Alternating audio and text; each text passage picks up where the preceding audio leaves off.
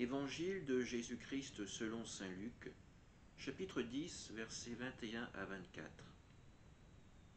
À l'heure même, Jésus exulta de joie sous l'action de l'Esprit Saint et il dit : Père, Seigneur du ciel et de la terre, je proclame ta louange.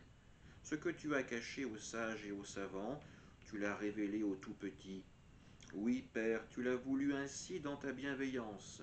Tout m'a été remis par mon Père. Personne ne connaît qui est le Fils sinon le Père, et personne ne connaît qui est le Père sinon le Fils, et celui à qui le Fils veut le révéler.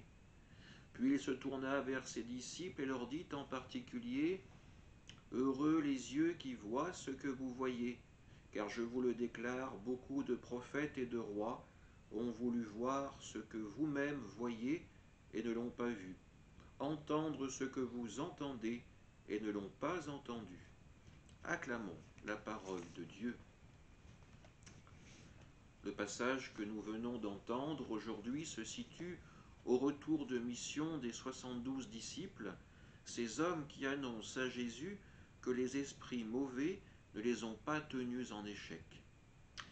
Jésus fait alors une action de grâce, puis une béatitude sur ses témoins. Il remercie son Père d'avoir donné la force aux disciples de s'imposer face aux esprits du mal. Ainsi les noms de ces hommes pourront briller dans les cieux auprès de Dieu. Les prophéties attendues par Israël se réalisent, et c'est les tout-petits, les simples, qui en seront les acteurs.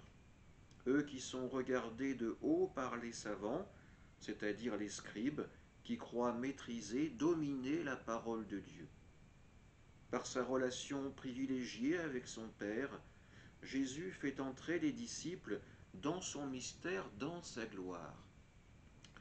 Méfions-nous des scribes d'aujourd'hui qui déclarent tout connaître des projets de Dieu ou de sa parole.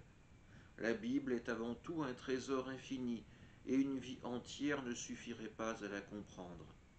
Acceptons d'être surpris, d'être guidés par le Christ qu'il est à présent dans notre prière. Faisons-nous petits pour accueillir celui qui est le plus grand. Amen.